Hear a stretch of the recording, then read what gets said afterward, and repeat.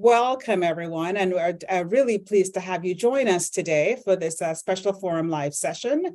I'm Dr. Grace Wright. I will be your chair today, and I'll be joined by my co-panelists, Dr. Vibeke Strand and Dr. Alvin Wells. I'll introduce them as they come up to do their portion of this presentation.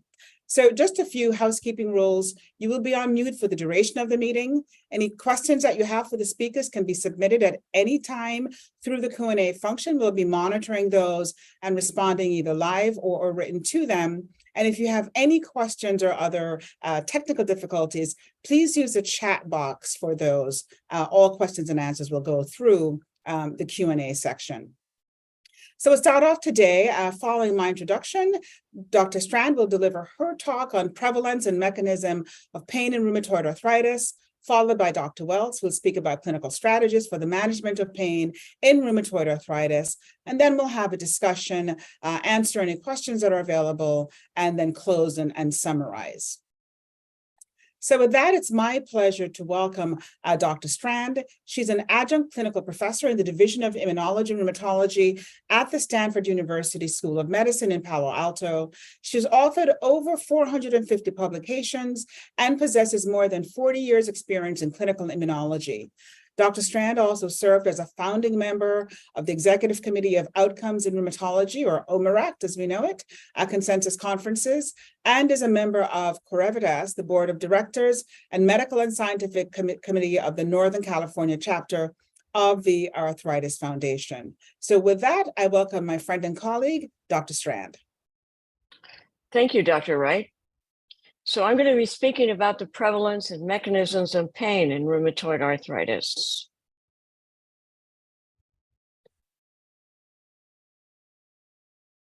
It's not.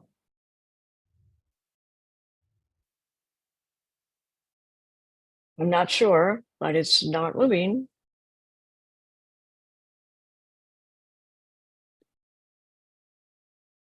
There we go. So our objectives today are understand pain from the patient's perspective, which is really a rather complicated point of view. We also know that there are different forms of human pain: nociceptive pain, neuropathic pain, nociplastic pain, and I'll go into that in just a few minutes. And there's a real challenge in trying to assess and characterize these different forms of pain and how patients experience them, as well as the methodology for accurately assessing pain and characterizing it, both in trials and in practice. So if we understand pain from the patient's perspective, we're understanding it as a subjective experience, that there's variability of the pain experience between individuals, and also that this makes it very clear that pain needs to be personalized in terms of its management. When we ask patients about pain, they have a variety of ways of describing it, and I'll come back to that. But I wanted to remind you about the pain pathways, the facilitatory pathways, which are essentially from the periphery, tissue and muscle, up the spinal cord to the cortex, where the brain is processing the perception of pain, as well as the descending pain pathways or inhibitory pathways, which go from the hypothalamus to the dorsal horn and the spinal cord. So when we talk about these chronic pain disorders, we find that patients often have one, two, or even all three of these. Nociceptive or peripheral pain is the typical pain that we have with inflammation, mechanical damage, the type of pain we see with osteoarthritis, rheumatoid arthritis, psoriatic arthritis. Neuropathic pain occurs when there's been damage or entrapment of the peripheral nerves.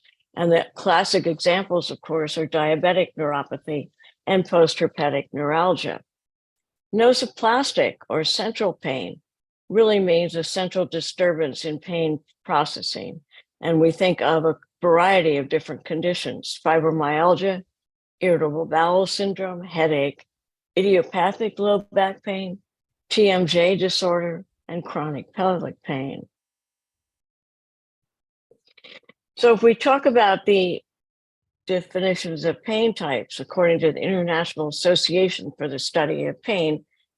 We have the nociceptive pain that arises from actual threatened damage to non-neural tissue. And that is the nociceptors that are activated neuropathic pain by a lesion or disease in the somatosensory nervous system, and nociplastic pain, which really is despite no clear evidence for disease or lesion of the somatosensory system, but other things, including comorbidities, will cause this type of pain. The mixed pain states, and I would say to you that most of our patients have a combination of at least one or two of these, three. And of course, fibromyalgia, nociplastic pain and fatigue, sleep disturbance, dyscognition, and additional somatic symptoms that we become very familiar with. There are a variety of assessments of pain in trials and in practice, like the visual analog scale or the numeric rating scale. Anchors usually for these scales from none to worst. The time span of assessment is important. Do we ask about worst pain or do we ask about average pain? What is a patient going to remember over what time frame? There are composite measures such as the BPI, the brief pain inventory, or the PROMIS pain interference and intensity scales. But really none of these measure or distinguish differently nociceptive from neuropathic from nociplastic pain. Now, does that matter? Because what we're really interested in is what is the patient telling us about their pain? How much do they want it relieved? How has it impacted their life? And what we've seen so far is that, interestingly, there don't appear to be racial differences in pain perception, but there are significant differences in the detection of pain between the sexes.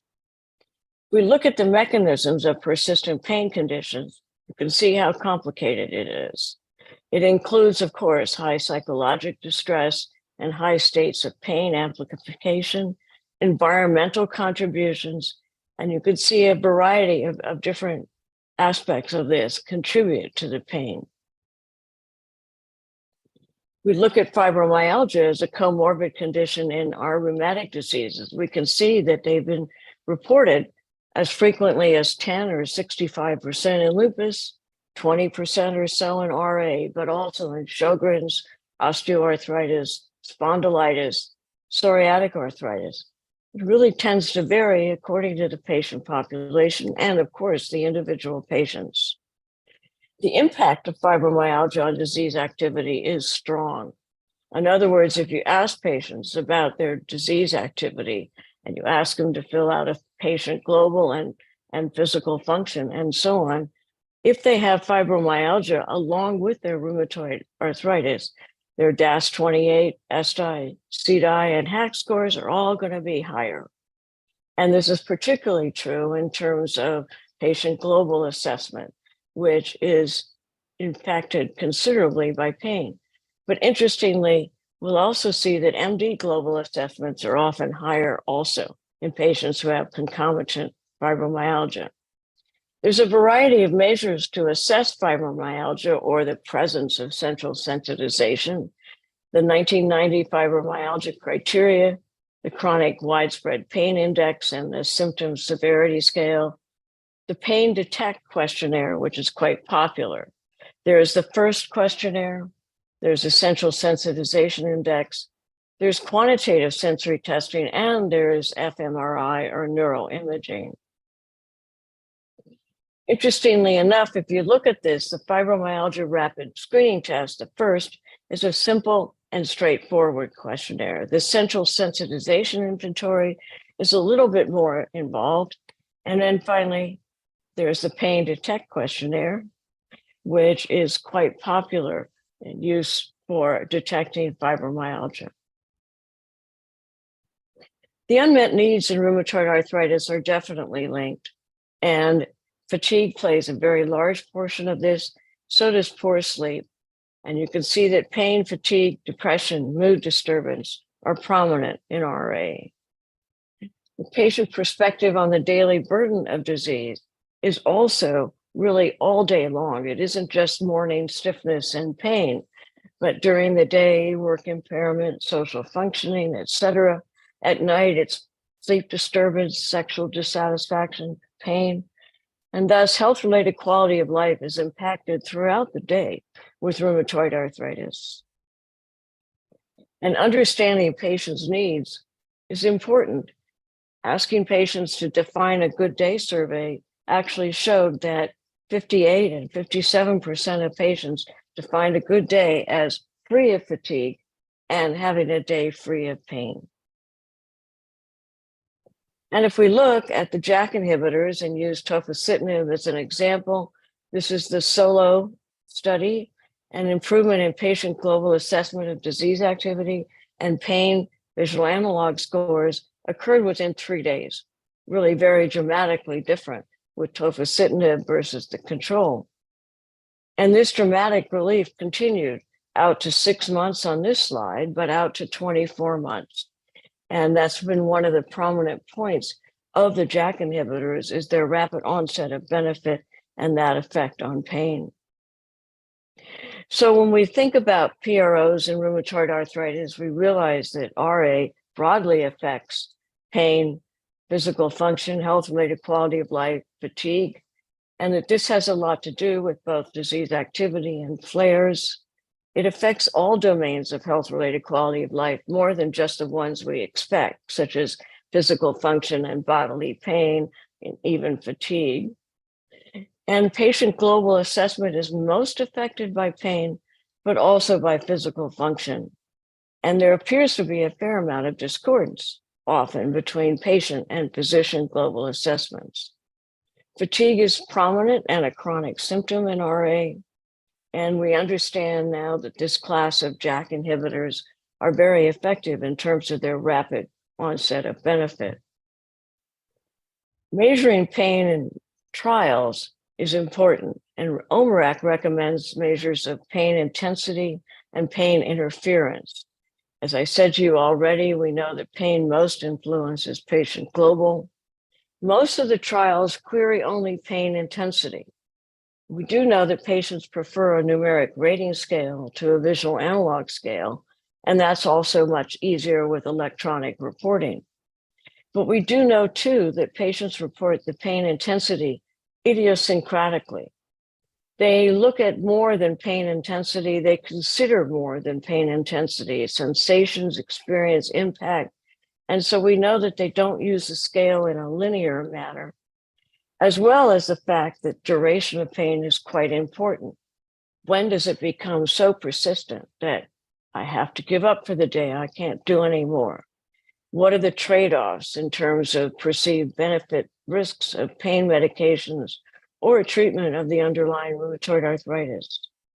We do have some core definitions that we've used in trials, such as moderate relief, moderate pain relief of greater than or equal to 30%, substantial is greater than or equal to 50%.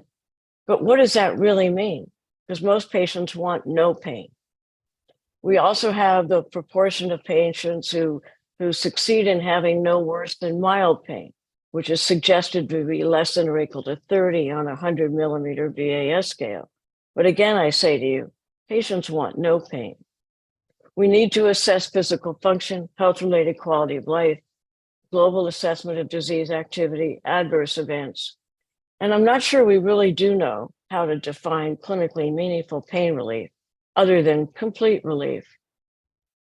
The importance of pain and function on patient global, I've told you many times, but looking at it in clinical practice, the RAPID-3 and the RAID questionnaires are excellent ways of trying to assess pain. Assessing fatigue is also relatively easy with a simple VAS or NRS, or the RAID scale again.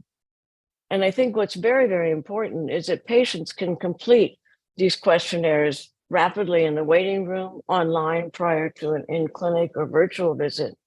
And what's important is setting a goal between you and your patient each time treatment is added or switched that you can query simply with the patient at each visit.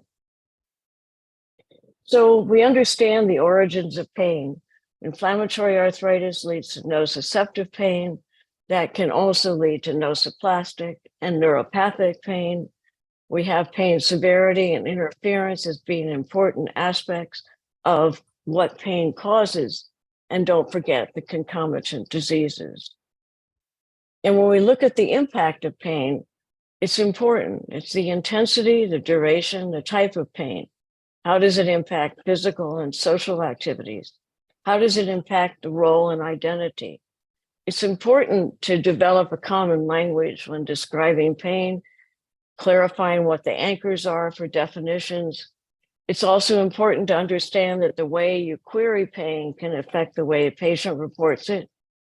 Impacts can affect the patient report, and patient global certainly can affect the patient report. And one of the points here is that when we ask patients about pain, they're not thinking about this type of pain or that type of pain. They're thinking about what their pain is now and maybe how they remembered it in a recent day. So, in summary, pain is a cardinal feature of rheumatic diseases, particularly rheumatoid arthritis, including function and health-related quality of life.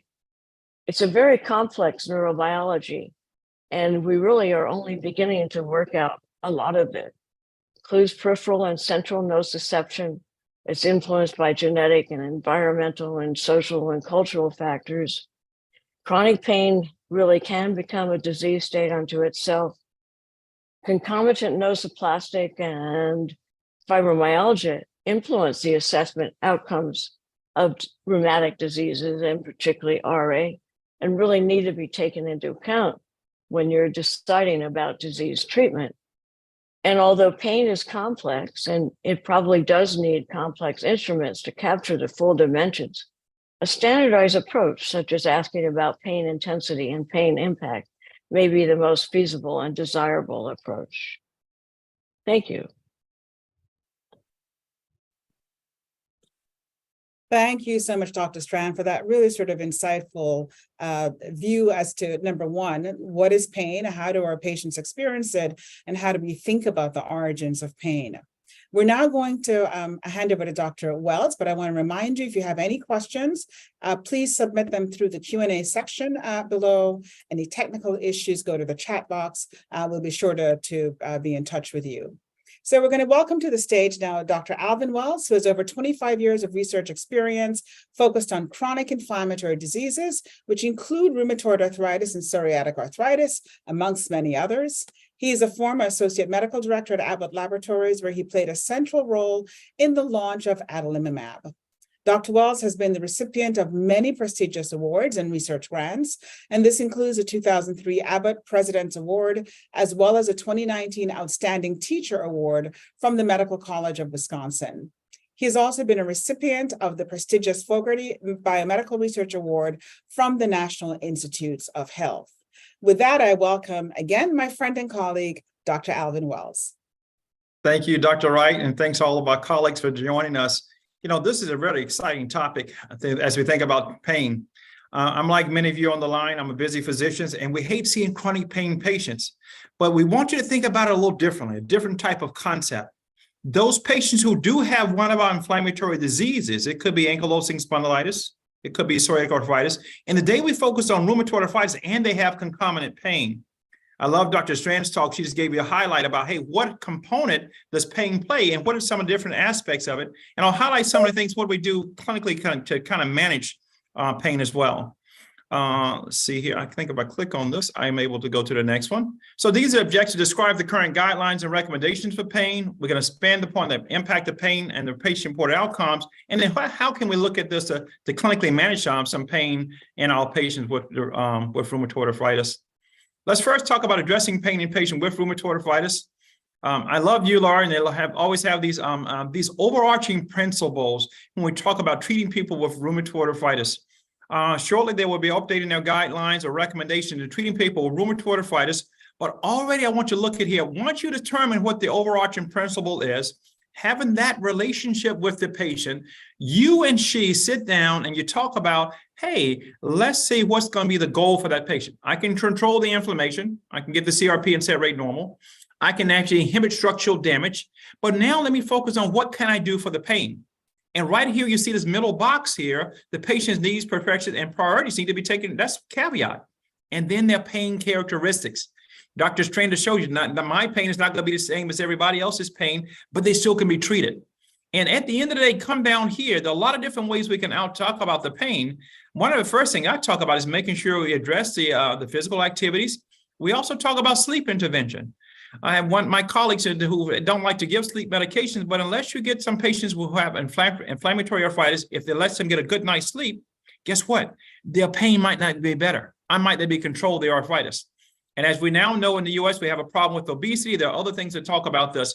But this snapshot, and I have the reference here on the bottom left of the slide, that tells you these are the recommendations that we're getting from our EULAR colleagues about how we can address patients' pain. Let's go through that and take a deeper dive when you look at these things. Again, not to go through all the different ones, but I want you to look at assessment number 1 here in the second line, the patient's pain characteristic and severity, and again, previous ongoing treatments for their pain. So what else have they done? Have they had a cortisone injection into that wrist, that hand, or the MCP joint? Have they been on an opiate medication? Have they been on an anti-inflammatory medication? And indeed, is their disease being controlled actively as well? Because we know pain is a kind of surrogate marker of inflammatory inflammation. The swollen joints, the tendon joints, that all is related to that. So I want to control the disease. And guess what? Downstream, the pain is going to get better as well. So pain is actually paramount. We're not pain doctors. We're not talking about, injecting the facet joints, the lumbar spine. We're not talking about giving opiate medications. We talk about addressing the pain, identifying that, yes, it may be an issue, and how ways I can mitigate those in patients with rheumatoid arthritis. So what impact does it have? And I love this because one of the things we know that pain is different. And Dr. Strand talked about this here. I got my little zombie on the left-hand side that shows you that this is one of the reasons people come into the office. They might have had a little stiffness in the morning. Yeah, I just need to sleep better at night. Yes, I got 2 kids I'm taking care of. Until the cat gets out of the bag. That patient cannot make a fist, which is a sign of inflammatory arthritis, studies have shown. That patient can't button their shirt or tie their shoe, doing those fine motor skills that we can see. And then they get to a doctor and they see the sedimentation rate, the C-reactive protein, and other autoantibodies are present, and that gets them to the office of a rheumatologist to address their rheumatoid arthritis. If you look at the measures, and Dr. Strand touched on these, I won't go through them in detail. This is the core set that we talk about treating a disease activity. So what's in that ACR20 response? What are the other responses that we look at? The tendon joints, you have the swollen joint count, the patient's assessment of the pain. On a visual analog scale, is that pain score 1 or 2? Is that pain score like an 8 or a 10 on a visual analog scale of 10 overall?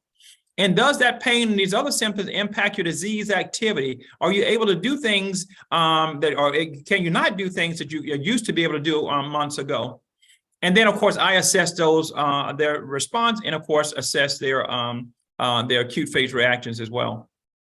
Inflammation, as we know, in pain patients with RA, you look at the different things here. Those patients who had a EULAR response, a good EULAR response in this study show at 1 year, how many of them had significant pain? If you look at on the SF36, look at the whole bodily pain. So those patients had their pain scores, they had a good EULAR response, their pain scores were improved as well. And that was where they're on a biologic drugs, a non-biologic drug. These are the DMARDs, the methotrexate, and other drugs that we use in our patients with rheumatoid arthritis. Patient in pain and physician, they prioritize their pain a little bit differently, right? So my patient, they worry about pain and stiffness, or I'm worried about, their set rate. I'm worried about their joint damage and things like this as well. But if you look on the patient side here on the left, what drives that is going to be the pain here.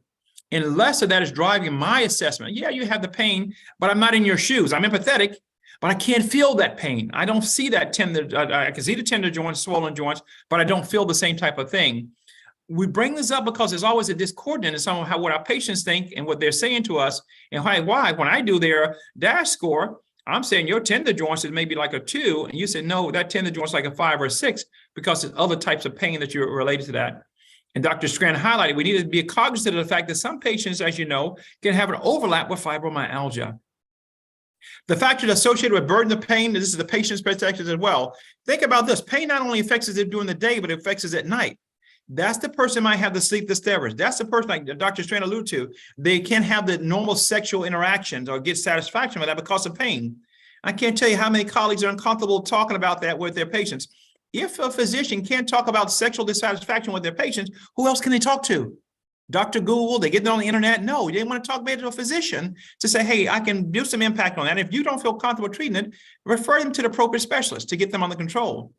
During the day, we can see all this stuff here as well. And not only does it affect the ability to work, so the work disability, but their fatigue. They're at work, but they're not functioning 100%. And that's what we call the presenteeism. They're at work, they're present, but they're not functioning like they normally would. And all these other different things. Because of chronic pain, they get depressed. It can limit their social interaction. And again, being able to self-cope. I love, patient with rheumatoid arthritis, they're actually coping. They can't lift up in the cabinet to grab that bag of sugar. So they put the sugar on the counter in a canister. Or they can't tie their shoes. So guess what? They get their shoes now that you don't need to tie up. Or they have that shoe horn that's a longer one. They don't have to bend down. So they have ways of kind of coping with that. And you can tease out those things during your interaction with that patient when you see them in the clinic. Pain is a daily part of life in patients with rheumatoid arthritis. Look at this study. This is about 1,000 patients interviewed and said in just, again, 2006. So still pretty relevant, I think. But 8 in 10 patients with RA experience pain multiple times per week. A reason I point this out because you might not be seeing that patient on the day that she has pain. But we need to have other ways to kind of track that. Dr. Strand, I like she gave a shout out to virtual medicine. We do a lot of virtual medicine here. And I'm looking at things that help me to say, hey, I'm seeing you at 3 or 6 months, maybe even longer now based on my weight. But I want to know how you're doing in between that time. Are you having pain? Are you able to function? Are you able to do those things that you normally would do? And this type of studies is telling for us as we kind of address the pain in patients who have rheumatoid arthritis. And then the severity, as we know, and I think Vivica talked about this, the pain can actually drive other different things. Pain can go all the way to the right. It can affect your sleep problems. Go back a slide. It can affect sleep, but also can impact your fatigue. Am I able to function? Because no, the pain has been beat me up. My body's been overwhelmed. I just got to sit down because of that. And of course, that translates to function. So these are some data looking at the DAS scores in patients with rheumatoid arthritis that were in remission. And then who had a worse fatigue, pain, or difficulty sleep because of this, and we can show those patients who had more pain, those are the ones that look at this. So the more pain that goes up on those levels, those ones had higher percentage of problems with sleep, fatigue, and being able to function. If we look at the pain and disease burden, we see the same type of thing. What are you doing a rapid 3? What are you doing a CDI? What are you doing a DAS score? We want to see what using those measures to get the patient disease under control. What's the remission is the key, but we can't get there to every patient. But what about low disease activity? So again, if I look at a patient that got the CDI low, meaning less than 10, those patients had less pain. The higher their score was, moderate or severe, a high CDI, you see that pain score went up as well. So there's almost like a dose correlation, a dose response in there. The more pain you have, that's going to translate to more elevation of your CDI response. And you need to be cognizant of that as a physician. And then finally, what about those patients get into remission? We talk about, what's a true remission? The best measure we have is a Boolean remission, very, very stringent criteria. Less than 1 tender and swollen joint, your pain scores are normal, the sedimentation rates are normal, all those different things. But even on that, we can see that some patients still have some pain. And again, if you look at those patients, why are they not in remission? Because their pain scores can still be going up. And you can see this as you look at this curve on the right, looking at those kind of changes. All right, and what is the impact of clinical management? So how do we kind of address some of these pains and scored in our patients here? I like this kind of time scale because it kind of tells you, we're really going to get into thinking about more now. Some data came out of EULAR, very exciting. Can we tell who has pre-rheumatoid arthritis?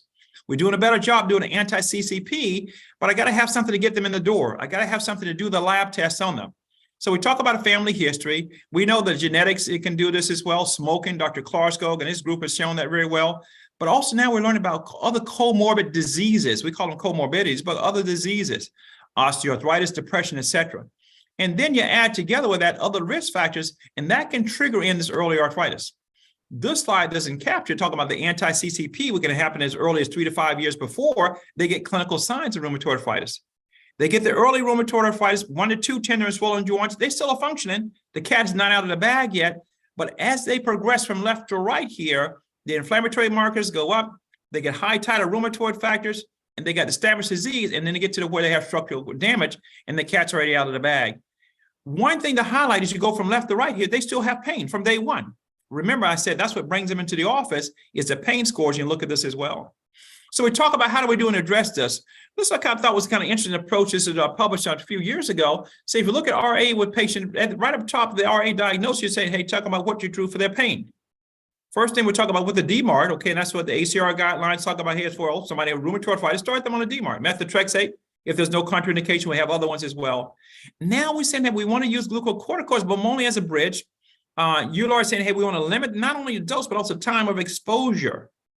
And right up there with glucocorticoids, we're using the NSAIDs, but now we're learning, hey, the NSAIDs have side effects as well. I got to talk about high blood pressure. I got to talk about renal insufficiency. I have to talk about GI bleeds, all those different things. Can I do more topical stuff? You have capsaicin, I'm not a big fan of, but topical NSAIDs like diclofenac and others that are out there.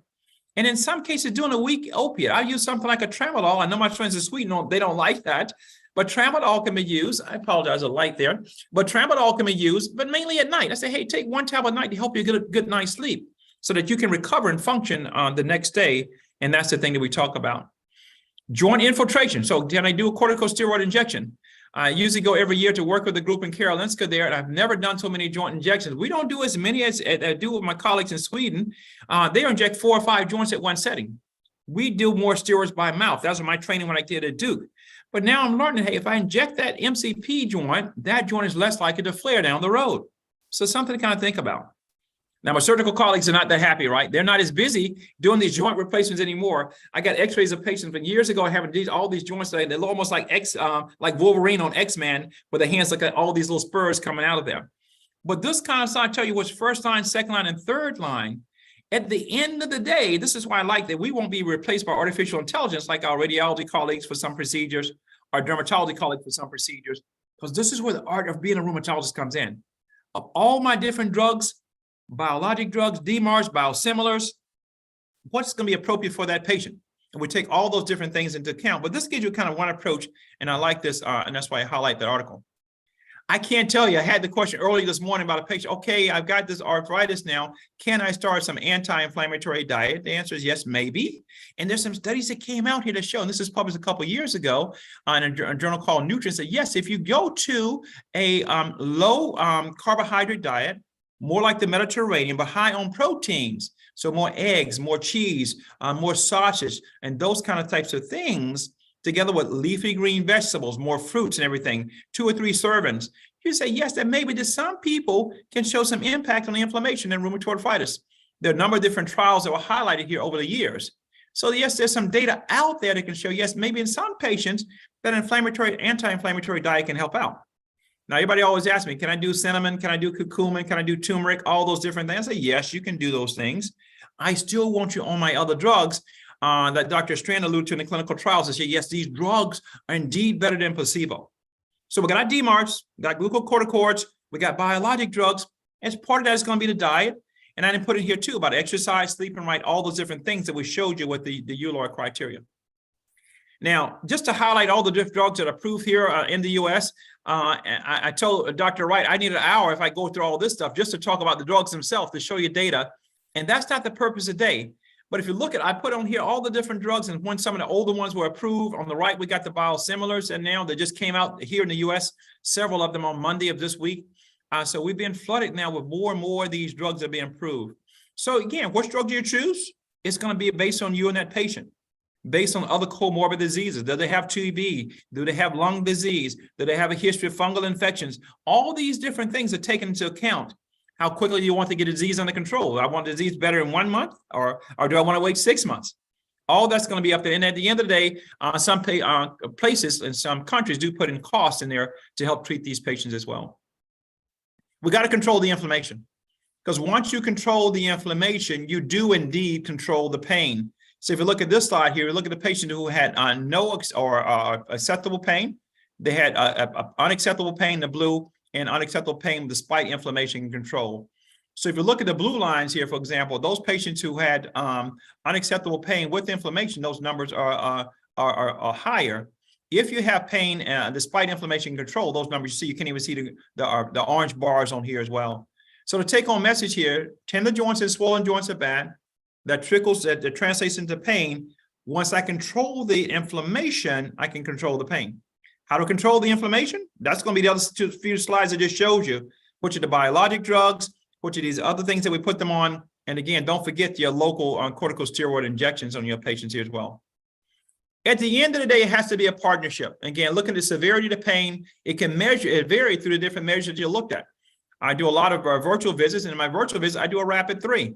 In the clinic here, I do a DASH-28 score, SAT rate or CRP, because my electronic record can pull those measures in here. There are a variety of measures out there. So whichever one you use in the clinic, bottom line is use that, but use that to act upon that. I see a patient that did today, her pain score is like a 2 or 3. I see it back at 3 months later, that number's gone up to 5 or 6. I'm saying, hey, Mrs. Smith, what's going on? So Dr. Wells, now my knee is bothering, my shoulder, that wrist is bothering her. And that's where you do a cortisone shot. So you see how the pain can kind of drive you, can kind of fine tune your treatment approach to your patients who have inflammation. Her set rate of CRP is normal, but she's still having a pain score that's higher than when I saw her the last visit. I'm going to act upon that. I'm going to do something to indeed get her under control. So these are guidelines, I think, is a holistic approach. EULAR recommendation, the ACR recommendations are all out there. The patients up here, we are secondary to the patients. I tell people, patients are paying me money for my best advice. It's not the other way around, right? And at the end of the day, they got pain, they can't sleep at night, we address that.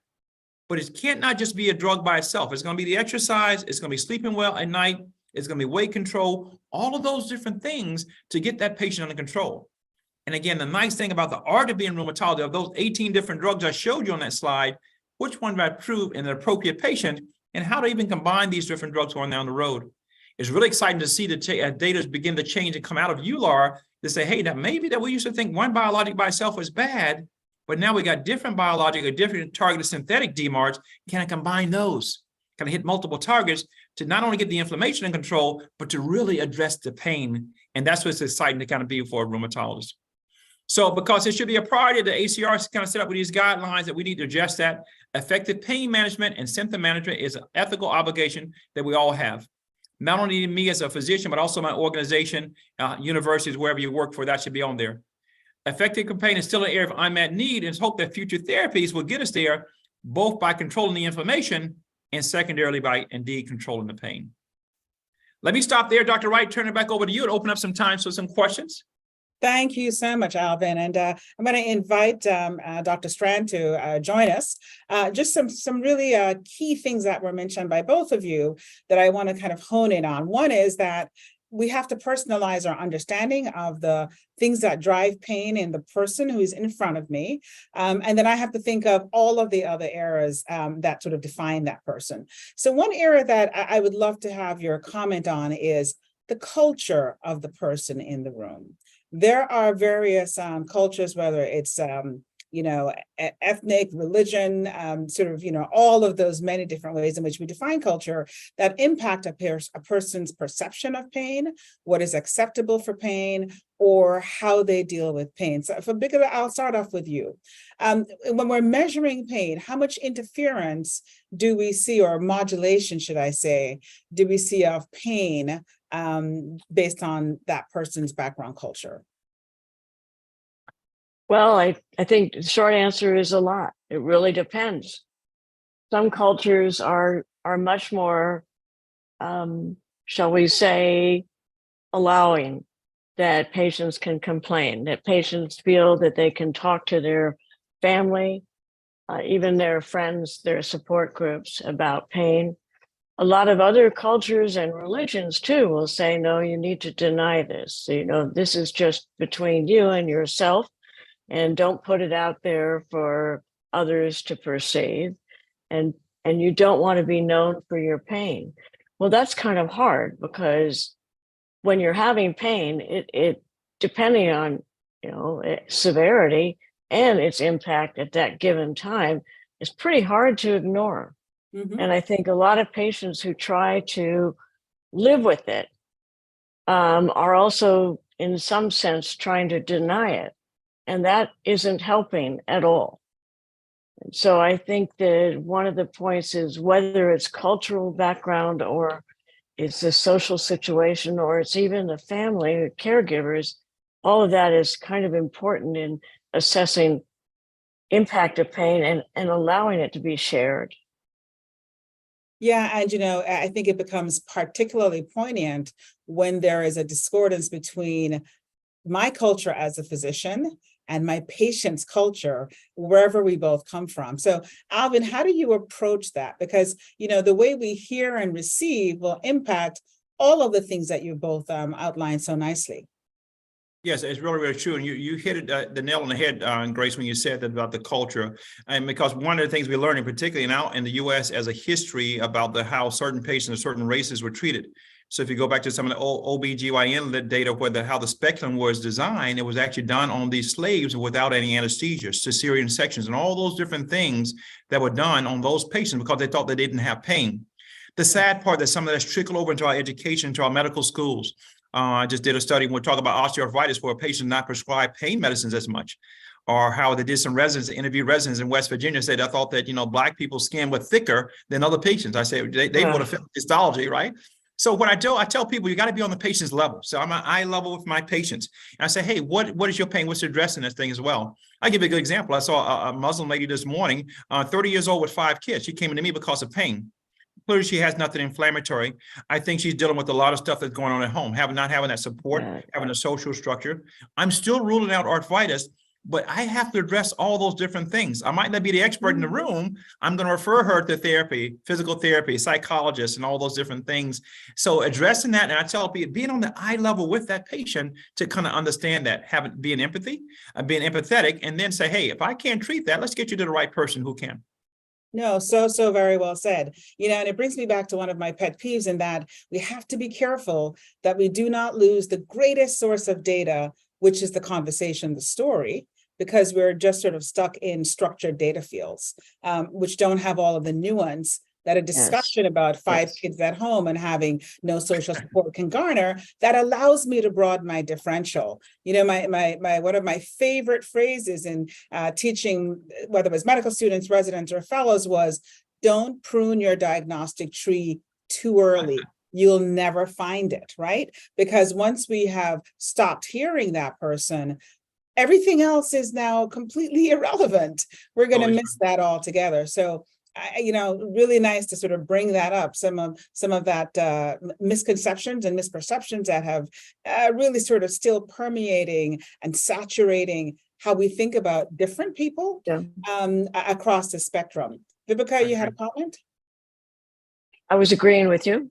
Okay, I'd love to hear that, right? So how do we then modify? So Alvin, you talked about a person of a different religion. Let's think about the person who is a refugee or who is coming from a background of trauma. We have, not touched on here, but we see the linkages between childhood trauma, other form of traumas, and the development of rheumatic diseases, or sort of the exacerbation of rheumatic diseases. We're not psychiatrists, we're not sort of child therapists, but this falls right into our lap. How do you approach dealing with this? Yes, and I tell patients, like all of my colleagues, both here in the U.S. and in Europe, we're overwhelmed. We're booked. I can see a new patient next week. You guys don't pass out on me, but my next follow-up to see me in the clinic here is February or March. I'm just that far out. So if I have a patient who has those kind of issues, I say, use me as a sounding board. I might not be the smartest doctor. I'm going to point you in the direction for the right specialist.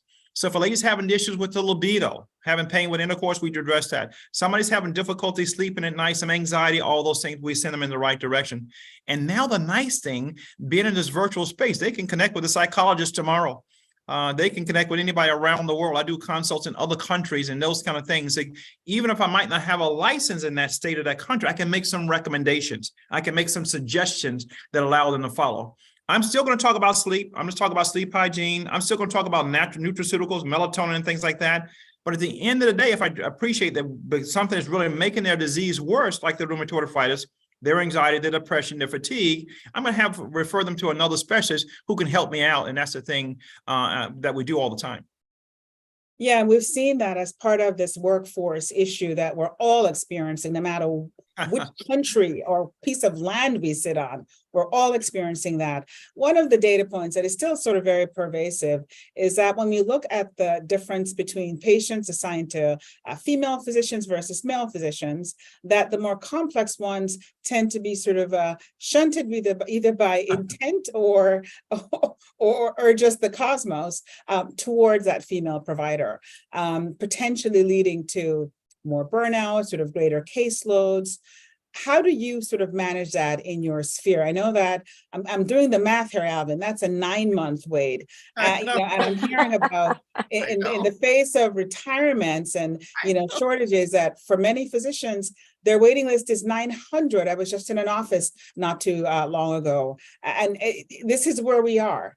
How do we get this personalized approach that doesn't overburden, half of the world when we think of the world of rheumatology providers, because we have to have a way to manage this until we've grown up more baby rheumatologists. Right. I'll take it first. I'll see what Vivica's comments. So you're right. So one of my patients, for example, I make sure all my patients have a primary care doctor. So I asked my female patients, do you want a male or female patient to do certain parts of the female exam or things along those lines, and point them in the right direction? Grace, I thought you were going to get to, because one of the things I'm beginning to appreciate in my own practice, and we're looking at nationally. So what do we do with that group of patients now that are transgender? What is that provider that's going to be most comfortable treating, who is going to be averse to what the issues that's going on with them, what impact the medications would do, and is that patient going to relate their pain and what's going on in their life to me? And that's something we need to appreciate and begin to capture even more. Vivica, your thoughts? Yeah, my thoughts are that they're highly individualistic. It really depends. And I think one of the points is for us to recognize that if we're not the right one, that we should help them find another one, another care provider. And I think it's really hard to predict. The other part of it is this waiting list and the 9 months and all of that. Our clinics are overwhelmed too, and we just don't have any more capacity. And so now it's starting to be, well, what is the expected diagnosis or the suspected diagnosis? And then that determines whether the referral is actually answered or not, which I think is very unfortunate. Yeah, I mean, because you don't know till you've seen the patient. Exactly. We're making assumptions and presuppositions. We may completely miss that early onset. And so I think it really we have to expand who our workforce is, train that workforce appropriately, really sort of employ our advanced practice providers to help handle the things that they are capable of handling, so that we can continue to do this. So again, great questions. There's one question that has come in here. Thanks for the lectures, taking up that anti-inflammatory treatment. Alvin, you had mentioned reducing inflammation controls pain, but you also showed in that same data set that there are patients who, because of their persisting pain, will never get a remission score, right? So it's that chicken egg, that duality that happens when both things are playing into each other. And so it's not always inflammatory stuff. It could be mechanical. Vivica outlined that so nicely. What is your approach to, other things like antidepressants, anticonvulsants, all of the other sort of adjunctive pain therapies? Is that something that you're comfortable prescribing, or is that something that you refer out? So all very good questions. So the first thing, I want to make sure the inflammation is controlled. So I do that on my physical exam. Even if I'm doing a virtual exam, we can do that, looking at the inflammatory markers, set rate, CRP. And at the end of the day, I feel comfortable with the inflammation is controlled. There's no progression on the x-rays. I do ultrasound. There's no progression there, and they still having pain. Then I begin to address that. And Grace, just like you talked about, which drug do I need? Some people, hey, I'm having pain, I need trouble sleeping at night. They get something that works in the evening. Hey, I got stiffness during the day, I can't function without that. They get a low dose of a muscle relaxer. I feel comfortable prescribing those. Like I tease my colleagues in Sweden, they're like, we feel comfortable doing tramadol. They stay away from tramadol because tramadol is being abused in Sweden. Whereas the opiates, we the hydrocodone, the oxycodones here in the US. I do not prescribe those drugs. I say I'm not a pain doctor. If indeed they need that, we go on to somebody else. There is a caveat. I got a ladies in their 80s and 90 years old. Guess what? I'm going to treat their pain. They need a low hydrocodone 2 or 3 times a day. I'm not worried about it. We still going to monitor them, doing everything else appropriate. But I think as rheumatologists, we need to be comfortable. If you don't feel comfortable, and Dr. Strain alluded to that, even at a place like Stanford, hey, we get them to a team approach and get other doctors, other expertise to roll up their sleeves and get in there and help me to address that patient's pain appropriately. Yeah, and sometimes it may mean that I have to send a note or pick up the phone and speak to the therapist to say, exactly. Oh, sure. There's more here, right? It's not just, we don't stand on an island. We're not going to survive that way. It has to be a team approach. And so really, really important for us to understand that. So that's great. Any closing before we start our wrap up? Any additional thoughts you want to share? I think we haven't said enough about the benefit of physical therapy and just plain therapy on pain, because there's so many underlying issues that are contributing to the pain. So it's a good point that we think of really being a team approach, and that's quite important, because the pain perceptions change and the causes of the pain change. And so if we're just really thinking about it only in overly simplistic terms, we're not thinking about all the other things that could be helpful. Absolutely. And access to care then comes into this, right? Because for many patients, they don't have access to extended physical therapy, and they certainly don't have access to good mental health care. And so we're always sort of, it's like food insecurity and food deserts and all of those various things. This becomes part of the problem. Alvin, you were going to comment. Yes, and I think agreeing with what Vivica said, the other point out is sometimes I tell my patient, I have the fellows and residents that work with me, you got to take a step back. You put yourself in that patient's shoes. What if that was somebody in your family having the pain? You got the disease under control. They're still having pain. Don't just blow them off. This is what really gets you tearful. You really want to address the pain. At the end of the day, I might be the one prescribing some of these drugs, these nootropic agents. If I can't, then I'm getting them to somebody who can, because that could be somebody in my family.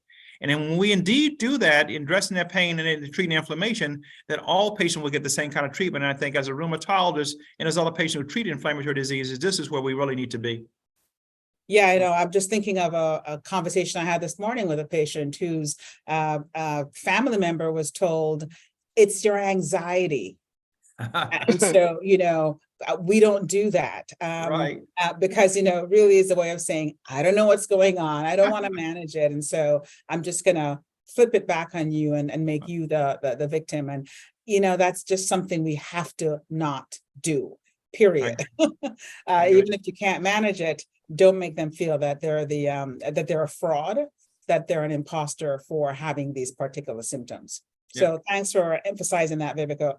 So important to know that all of the various adjunctive things that we need for the team, really, this is what's important in bringing adequate control and care to our patients. We're walking with the complexity of things. And, I'm just looking at my patient load. I can't think of one who only has one thing wrong. They walk in with other dimensions of disease, whether it's something that's another specialty, but we now see colchicine for cardiovascular protection, right? Inflammation drives the world. So we cannot escape having this kind of overlap. So very important for us to think. I'm not even going to bring in crystals into the complexities of what we have to deal with. That's another day, another talk. Another talk, absolutely. It's another time. Exactly. But just to think about all of the things that we must think about when we do our differential on how we manage pain, focused on RA, but it flips into everything else that we do. So thank you both for really joining us for that wonderful discussion. And at this time, I'd like to thank the audience for really staying here with us. It was really fascinating to have this wonderful conversation really about what is pain, how do we manage pain, and how do we think through this. So your feedback is critically important to us. We hope you enjoyed this webinar, but there's a short evaluation form that we would love to have you fill out so that we can get your feedback and improve this. And know that the live stream version of this webinar is now available to view on our YouTube channel, the CSF, Cytokine Signaling Forum, so you can go and watch this all over again and think about all of the wonderful things that were shared. And finally, you can join us for the next edition of the next webinar, which is Forum Live, Ongoing Trials, Clinical Trials in Psoriatic Arthritis, which will be Wednesday, September 6th, 2023. So we're giving you a short intermittent break there. You'll see the various times set up, 9 a.m. Pacific Standard Time, 12 p.m. my time here in New York, 1700 or GMT, and then 1800 Central European Time. So please join us again as we continue to have these discussions that really help us understand and then adequately manage our patients. So thank you again for attending, and we hope to see you in the near future. Thank you very much. Bye-bye.